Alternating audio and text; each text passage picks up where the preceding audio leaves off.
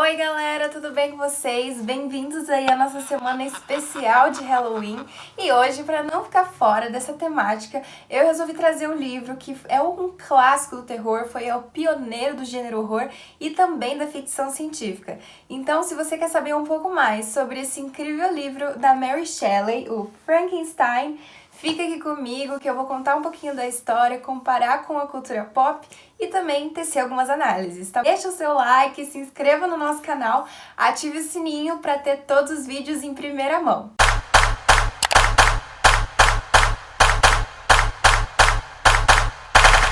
Esse livro, então, foi escrito por Mary Shelley em meados de 1818 a 19. Ela escreveu esse livro com apenas 18 anos e como a ideia desse livro surgiu foi uma coisa muito interessante. Mary Shelley, ela era casada com Percy Shelley e eles eram muito amigos do Lord Byron. Para quem não sabe, Lord Byron foi um grande poeta inglês e ele inspirou inclusive a segunda geração romântica aqui do romantismo no Brasil. Ela até é denominada como geração byronista ou ultrarromântica, tendo grande inspiração no poeta inglês. Com eles três, né, eles eram amigos, olha só que tríade, e eles reuniram-se uma noite meio fria, meio tenebrosa, e resolveram, para matar o tédio, fazer um concurso entre os três para ver quem escrevia a mais tenebrosa história de horror. E quem ganhou foi a Mary Shelley. Ela escreveu Frankenstein em formato de conto em apenas uma noite, com apenas 18 para 19 anos. Eu vou repetir isso porque eu tenho 19 anos e eu nem tô na faculdade.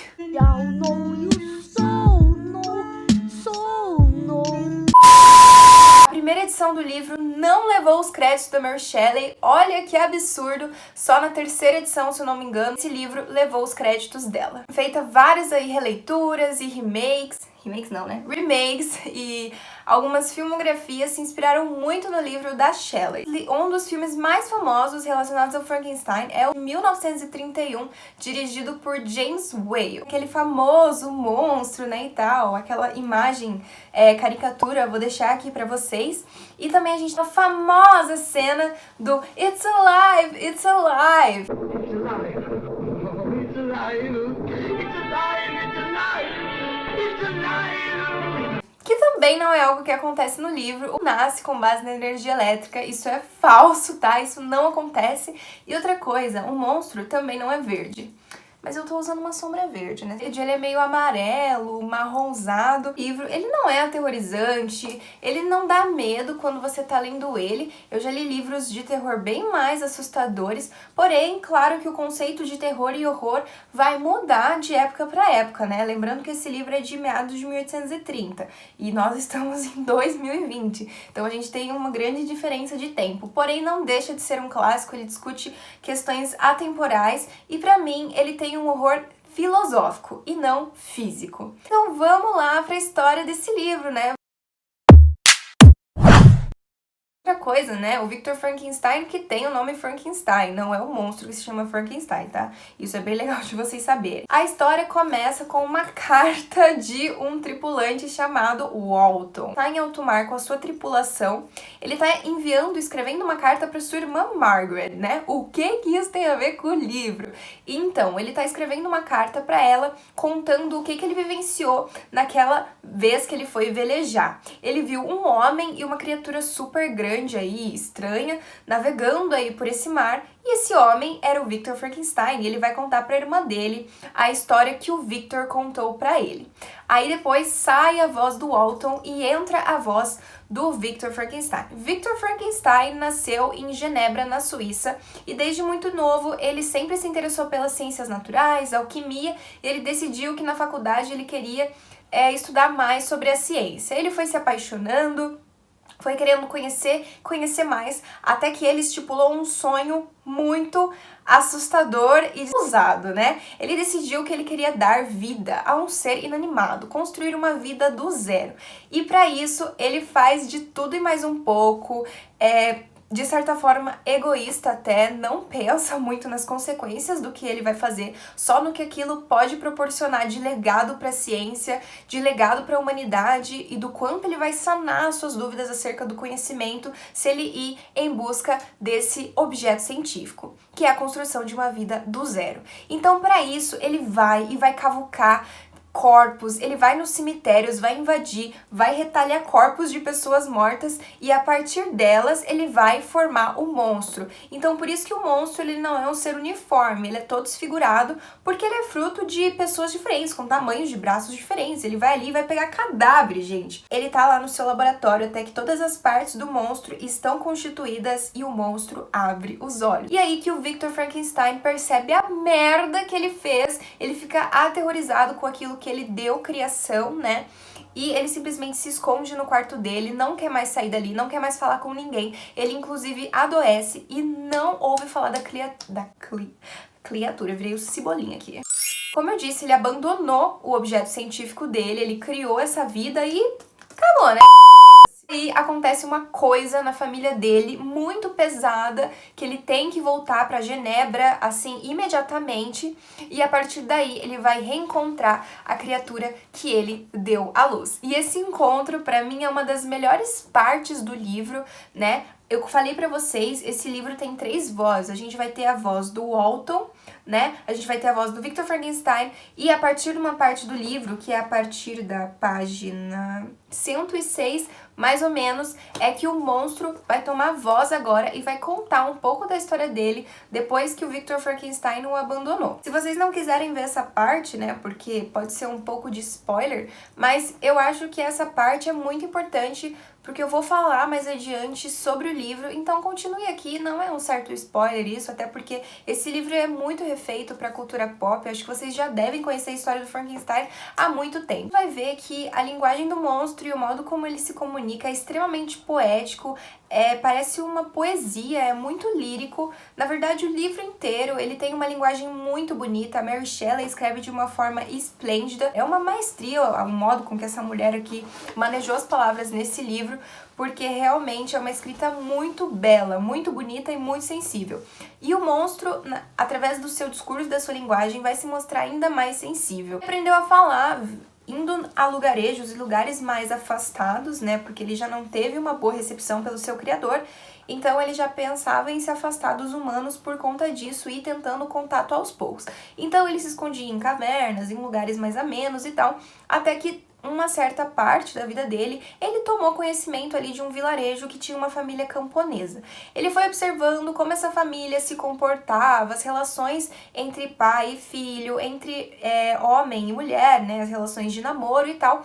E a partir disso ele percebeu o quanto que ele era sozinho, o quanto que ele queria também uma família, o quanto que ele queria se relacionar com humanos, aprendeu um pouco mais daquela relação e ser finalmente aceito. Então ele vai tentar aí aprender a se comunicar e vai tentar um primeiro contato com os humanos. Bom, esse contato ele não foi amigável, eles o rejeitaram da mesma forma que Victor Frankenstein o fez, e aí o monstro percebeu que ele nunca seria aceito pelos humanos. E a partir daí ele se torna um ser amargurado, vingativo e destruidor. Digo pra vocês aqui uma parte, são palavras do monstro, tá?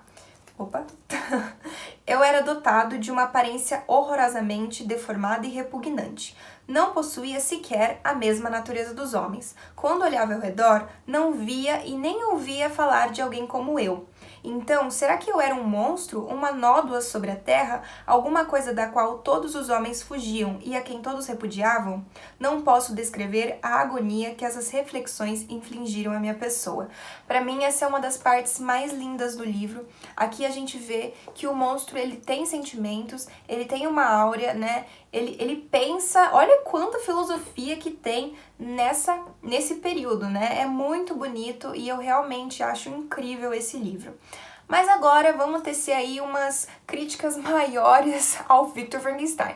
Cara, esse cara é um egocêntrico, ele é um egoísta, ele meramente, né, usou da ciência pro seu ego, para tentar sanar as dúvidas dele, ele nem pensou no que aquilo ia deixar de legado para a humanidade, né? Nem pensou nas consequências disso, ele apenas queria saciar esse ego do conhecimento. No primeiro momento, Victor Frankenstein nem tentou, tipo, ensinar o monstro ou dar uma chance pro monstro, ele foi meramente pela aparência de algo que ele mesmo tinha criado e as outras pessoas, os outros humanos, o trataram da mesma forma que o Victor, né? Marginalizaram e o excluíam.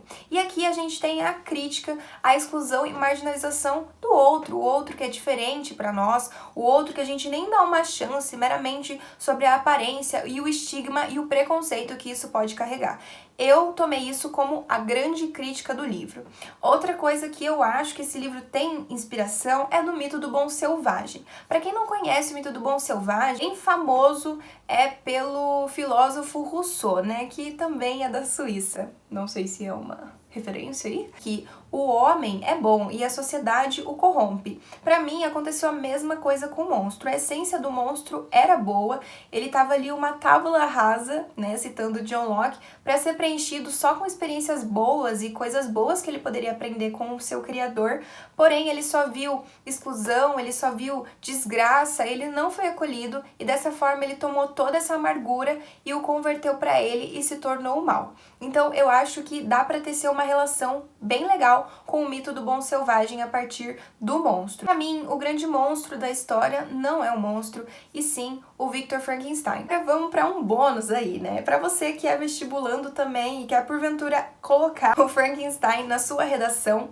aqui eu teço uma relação de criador e criatura, né? Como, por exemplo, a gente pode ter com a inteligência artificial. Nós sabemos que a inteligência artificial foi criada pelo homem, né? Só que muita gente tem esse senso comum, e até o Yuval Harari, tá até aqui o livro dele, o 21 lições para o século XXI, ele comenta sobre isso, que se tem essa ideia de que a inteligência artificial vai aniquilar o planeta e não sei o que uma hora pode fugir das nossas mãos. Como, por exemplo, o monstro saiu das mãos do Victor, né? Do controle do Victor. Só que o que acontece? Como ele fala, o Yuval, a inteligência artificial, ela vai ser delimitada pelos homens. Quem vai, inicialmente, colocar quais as nossas intenções e quais os nossos conhecimentos na inteligência somos nós mesmos. Se nós usarmos a ciência para o mal, então a culpa é unicamente nossa e esse será o legado para a humanidade. Não é culpa da inteligência artificial, e sim dos homens que escolhem usar aquela ferramenta para o mal. E depois, se ela vai criar vida aí com o conhecimento que ela adquiriu, é com base no homem que a criou. Entendeu mais ou menos a relação que eu quis fazer? Outra coisa que dá pra você também pensar é sobre realmente os limites da ciência, né? Esse experimento e esse objeto científico que o Victor tentou criar nunca seria, né, legitimado pela ética científica, até porque você criar uma vida do zero ainda dessa maneira horrenda aqui, né, destruir corpos e tal, não é legalizado que eu saiba. Os limites que a ciência às vezes tem que ter, porque querendo ou não, qualquer objeto científico e descoberta científica, ela é um legado para a humanidade, né? Tudo que os pesquisadores pesquisam, vacina, cura para algumas doenças, isso, querendo ou não, deveria pelo menos chegar à humanidade e à população como um todo. A gente sabe que muitas vezes não chega, e isso não só porque eles não querem, porque há jogo político, há interesse público, né, e etc e tal, não vou comentar aqui. A gente teve grandes cientistas na Terra e cientistas que quiseram usar a sabedoria deles para o mal, como médicos que foram coniventes com o regime nazista. A gente teve também físicos e cientistas que queriam que a bomba atômica fosse realmente usada, né, a bomba de hidrogênio. Fica em xeque aqui é realmente a humanidade do homem. Quem era mais humano aqui? O monstro, né, desumanizado, ou o Victor, um humano de fato? O que torna uma pessoa humana? A aparência dela, ela ser o Homo sapiens sapiens e tal, ou ela ter uma essência, mas não ser aceito? Então é isso, gente. Esse livro, ele não é um livro de horror, de você ficar aterrorizado e não conseguir dormir, tá? Existem outros aí muito mais aterrorizantes que esse. Porém, esse daqui é um clássico, e não é porque é um clássico que você deve deixar de ler. O ponto do clássico é isso, ele não promove só pra gente uma historinha que a gente já conhece. Ele promove inúmeras reflexões. Cara, você pode pensar, meu, é uma história boba de um cara que criou um monstro. Pois é, né? Mas dentro ali tem várias nuances. E são essas que eu quis trazer pra vocês. Eu espero que vocês tenham gostado, gente. Aproveitem a nossa semana aí assombrosa do Halloween.